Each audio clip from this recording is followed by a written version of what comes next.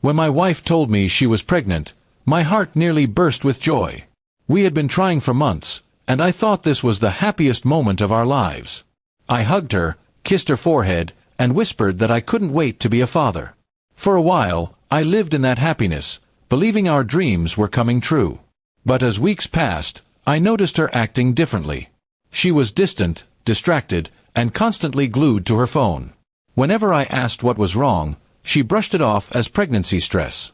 I wanted to believe her, but something deep inside me whispered that she was hiding something.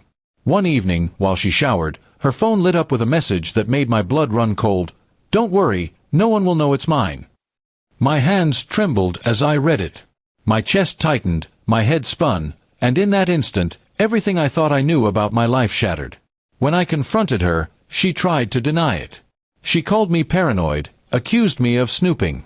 But when I showed her the message, she broke down crying. Through sobs, she admitted she had been with another man. She called it a mistake, but her words cut deeper than any knife. I looked at her with tears in my eyes and asked, "Is this baby mine?" She couldn't answer.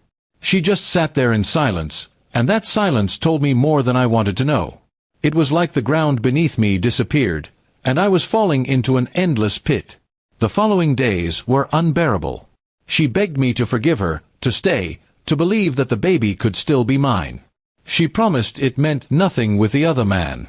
But her words rang hollow. Every time I looked at her belly, I didn't feel joy. I felt anger, betrayal, and confusion. I confided in my brother, and his reaction was explosive. He told me to leave her immediately, that I deserved better. But walking away from the woman I had loved for years, and from the possibility of being a father, was not a decision I could make overnight. At night, I couldn't sleep. I kept replaying everything in my mind.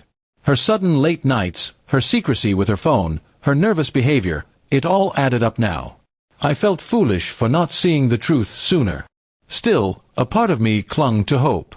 What if the baby was mine? Could I forgive her and save our marriage? Or would I always see her as the woman who betrayed me? Those questions haunted me every second of the day. Finally, I agreed to a DNA test. She seemed relieved, almost hopeful, but for me, the waiting period was torture. I walked around in a fog, going through the motions of life while inside I was falling apart.